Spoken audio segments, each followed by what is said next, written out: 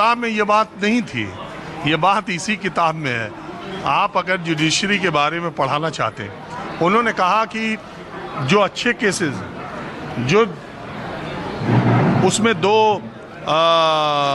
Information technology act और electoral bond के बारे में चर्चा है। जो अभी चर्चा हुई उसमें हुआ कि सुप्रीम कोर्ट ने भारत के संविधान को की मूल भावना को बचाने के लिए जो जो फैसले, जो जो कंट्रीब्यूशन अपना दिया है, आप उसकी चर्चा किताब में नहीं कर रहे हो।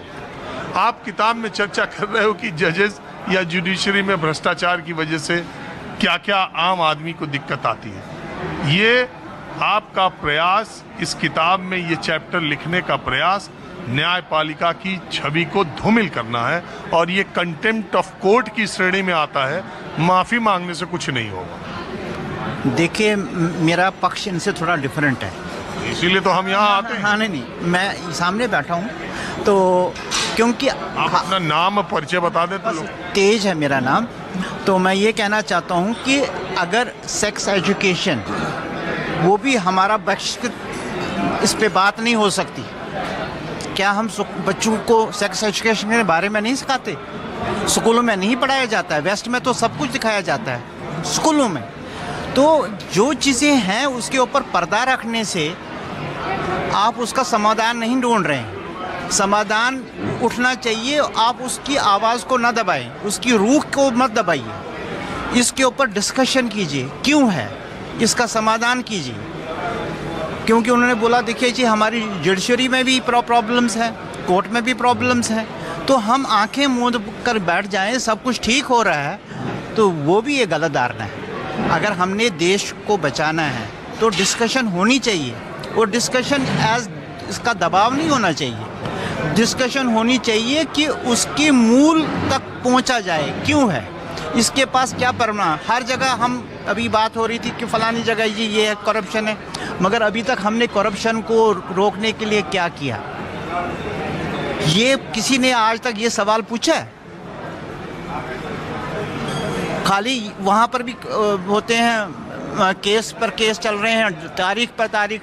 मेरे पास भी ऐसे रिकॉर्ड हैं कि हम हमेशा लोग क्या करते हैं, हाई कोर्ट से लेकर हर जगह पैसा ही चलता है, जजेस ले रहे हैं, आपके पास रिकॉर्ड है, सब कुछ है, मगर वो जो पैसा का अभी उसमें क्या हुआ क्या नहीं, अभी तो इंक्वायरी हो रही है। वही है, मगर हमने उसको, अब तो वो चलो, वो विषय दूसरा है, वो इन्वेस्टिगेशन का विषय है, मगर उसके लिए क्या प्रयास किया जाए कि अगली बार करप्शन ना हो, इसके लिए कोई प्रयास किया गया है? जितने भी ऑफिशियल्स हैं एडमिनिस्ट्रेशन में, जितने भी घोटाले हो रहे हैं, उसको रोकने के लिए कभी कोई प्रयास हुआ है?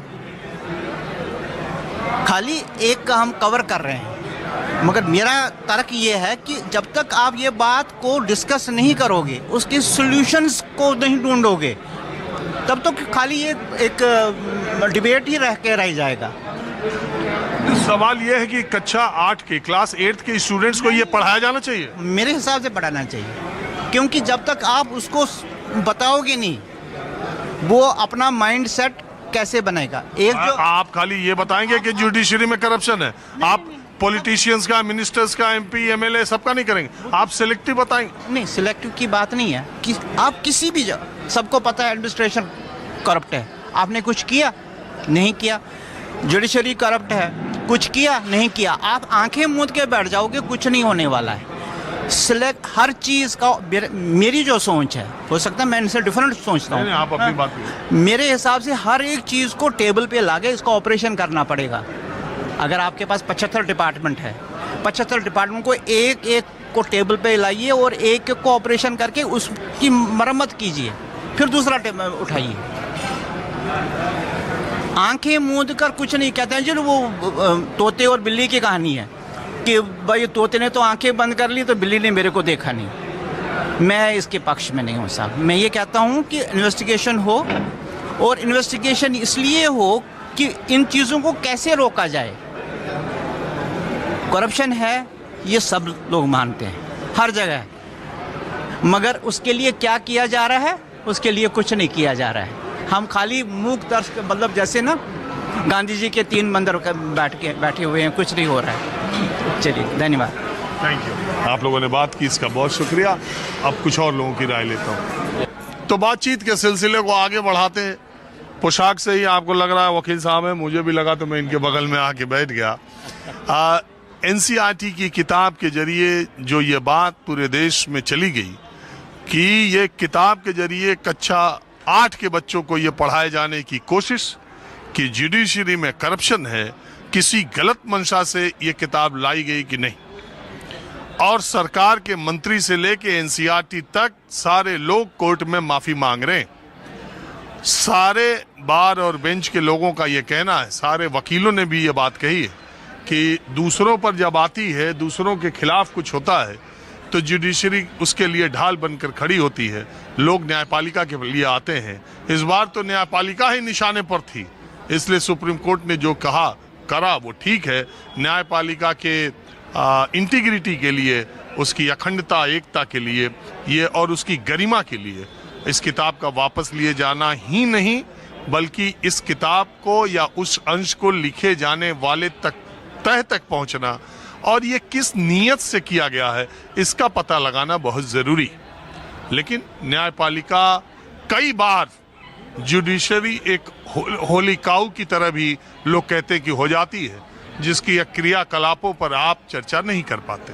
समाज में एक बड़े हिस्से को न्यायपालिका, जिनका कोर्ट कचहरी में केस पड़ जाता है, उन्हें पता चलता है कि देश की अदालतें किस तरह का काम करती हैं। अभी ये केस इलाहाबाद यूनिवर्सिटी का हुआ, इलाहाबाद हाई कोर्ट का था, जिसमें एक परिवार को अपने पिता की पेंशन पाने के लिए 45 साल तक अदालतों का चक्कर लगाना पड़ा, क्योंकि उनके सरकारी दस्तावेज में एक स्पेलिंग ए की जगह रत्नेश की जगह रितनेश हो गया और ऐसे ही कुछ नाम, केवल ए और आई का फर्क हो गया। 45 साल अदालत में लगे तब जाके फैसला हुआ।